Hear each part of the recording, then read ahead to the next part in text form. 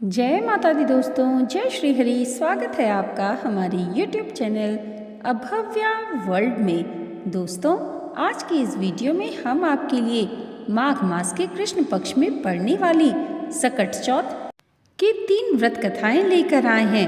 पहली व्रत कथा के अनुसार माँ पार्वती एक बार स्नान करने गईं। स्नान घर के बाहर उन्होंने अपने पुत्र गणेश जी को खड़ा कर दिया और उन्हें रखवाली का आदेश देते हुए कहा कि जब तक मैं स्नान कर खुद बाहर न आऊं, किसी को भी भीतर आने की इजाजत मत देना।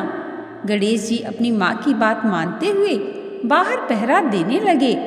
उसी समय भगवान शिव माता पार्वती से मिलने आए, लेकिन गणेश भगवान ने उन्हें दरवाजे पर ही कुछ देर रुकने के लिए कहा। भगवान शिव ने इस बात से बेहद आहत और अपमानित महसूस किया। गुस्से में उन्होंने गणेश भगवान पर त्रिशूल का वार किया, जिससे उनकी गर्दन दूर जा गिरी। स्नान घर के बाहर शोरगुल सुनकर जब माता पार्वती बाहर आईं, तो देखा कि गणेश जी की गर्दन कटी हुई है। ये देखकर वो रोने लगी और उन्होंने शिव जी से कहा कि गणेश जी के प्राण फिर से वापस कर दें। इस पर शिव जी ने एक हाथी का सिर लेकर गणेश जी को लगा दिया। इस तरह से गणेश भगवान को दूसरा जीवन मिला।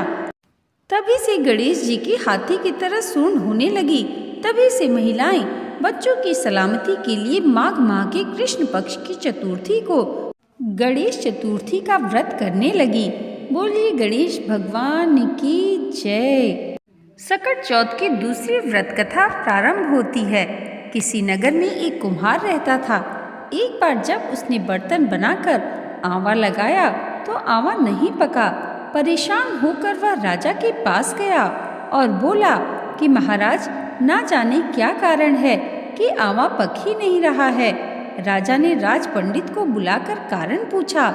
राज पंडित ने कहा, हर बार आंवा लगाते समय एक बच्चे की बलि देने से आंवा पक जाएगा। राजा का आदेश हो गया। बलि आरंभ हुई। जिस परिवार की बारी होती, वह अपने बच्चों में से एक बच्चा बलि के लिए भेज देता। इस तरह कुछ दिनों बाद एक बुढ़िया के लड़के की बारी आई। बुढ़िया के एक ही बेटा था तथा उसके जीवन का सहारा था, पर राजाज्ञा कुछ नहीं देखती।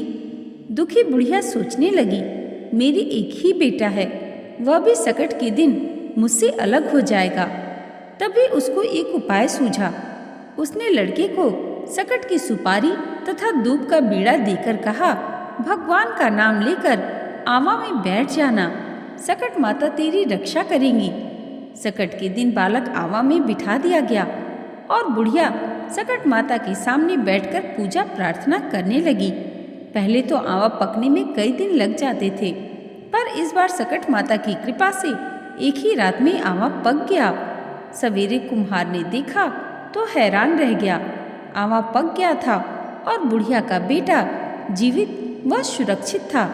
सकट माता की कृपा से नगर के अन्य बालक भी जी उठे। यह देख नगरवासियों ने माता सकट की महिमा स्वीकार कर ली। तब से आज तक सकट माता की पूजा और व्रत का विधान चला आ रहा है। सकट चौथ की तीसरी व्रत कथा के अनुसार एक बुढ़िया थी। वह बहुत ही गरीब और दृष्टिहीन थी।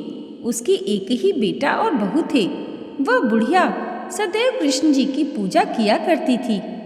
एक दिन गणेश जी प्रकट होकर उस बुढ़िया से बोले, बुढ़िया माँ, तू जो चाहे सो मांग ले। बुढ़िया बोली, मुझसे तो मांगना नहीं आता, कैसे और क्या मांगूं? तब गणेश जी बोले, अपने बहू बेटे से पूछकर मांग ले। तब बुढ़िया ने अपने बेटे से कहा, गणेश जी कहते हैं तू कुछ मांग ले, बता मैं क्या मांगूं? पुत्र ने कहा, माँ तू धन मांग ले।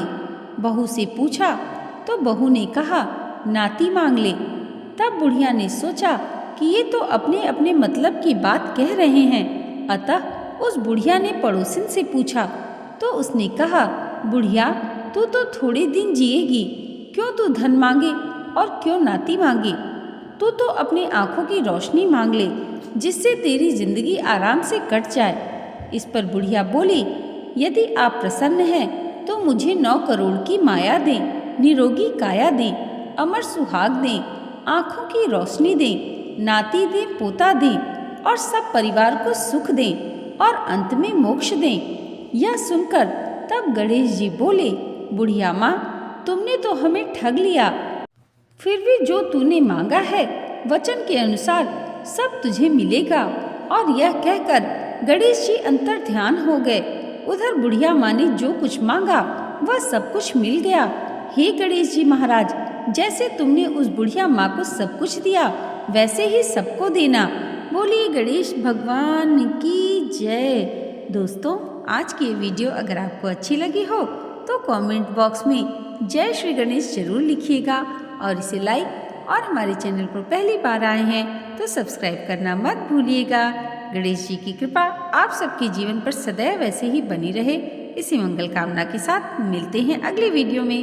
तब तक के लिए जय माता दी, जय श्री हरि।